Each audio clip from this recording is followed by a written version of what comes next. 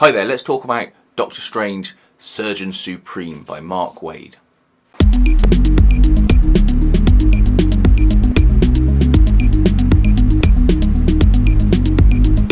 Doctor Strange, Surgeon Supreme, Volume 1 from Mark Waid is a new take on the Doctor Strange character. Obviously his core element was that he was a world-class neurosurgeon who suffered an injury to his hands that meant that he could no longer do that, but he found spiritual enlightenment and became the Sorcerer Supreme, leaving behind his neurosurgeon ways. This story has him having his hands repaired, and so he feels that his Hippocratic Oath means he should help people if he can, because he's that skilled, and so he goes back to work at the hospital, and it's about him trying to juggle the tensions between working as a surgeon at the hospital and also being Sorcerer Supreme and saving the Earth from supernatural, otherworldly, magical threats. Let's have a look at the book just as we have a little flick through, and I'll talk more about the story. Okay, so we've got Doctor Strange, Surgeon Supreme from Mark Waid. This is Volume 1, Under the Knife. So this is the first time I've come to read Doctor Strange in a while. The last time I read him was Jason Aaron's first volume, Where the Weird, which was a fun read, but I didn't want to go on and read the other stories that he had. I might be tempted if there's a omnibus out to look into it, but this is one that caught my fancy because it was on a sale, and I thought, let's give it a go. It looks like a bit of a different story. So with this you have Doctor Strange. He's working in the hospital because he's regained the use of his hands, and he feels obliged under the Hippocratic Oath to help people. Now, when he's in the hospital, he can obviously see various spectral ailments that might be affecting people and causing them their conditions or feeding off their conditions, their life force. So he's got that to contend with, as well as trying to just be a general good neurosurgeon. He splits his time between his sanctum and the hospital. You get a nice sort of recap there about what's going on. I like the way it's mixed in with the sanctum's window as well. They use that as panels, which is quite clever. Anyway, he's got his assistant who's a good help. He's got this lady who is obviously going to be a love interest who works at the hospital as well. She's trying to help him out, but you know he's not minded to follow all the rules necessarily.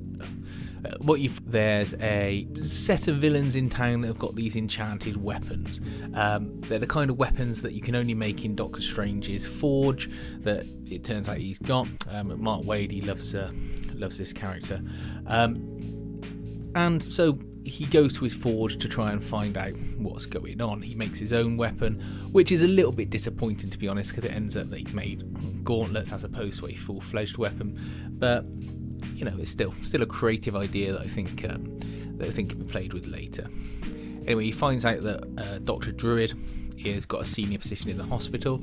Dr. Druid's someone who's either a goodie or baddie, depending on what the writer wants to do with him. In this instance, he's an unknown, last being seen as a good guy, but still sort of, I suppose, chaotic good, let's say.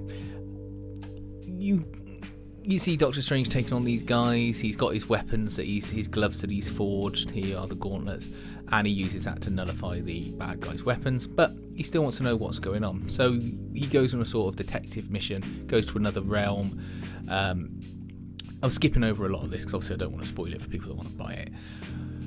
But suffice to say, you're led to a place in the Marvel universe, and you get a nice satisfying outcome as to who it is that's dealing in these mystical weapons. You find out if Dr. Druid is good or bad. You get a ticking time bomb situation. You get all these fun elements to it.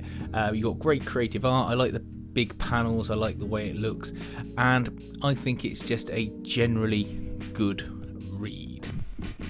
I would recommend picking it up if you're into Doctor Strange. Get it digitally like I did, and you won't be disappointed if you want a fun read.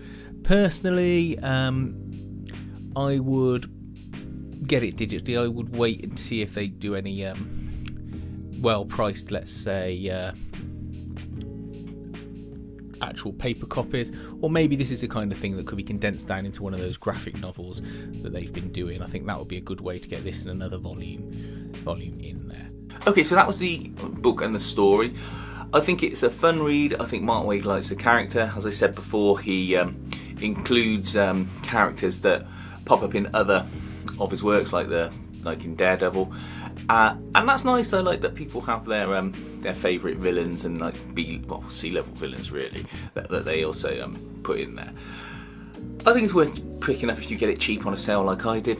Just saw it on Comixology, thought, I'd give that a try.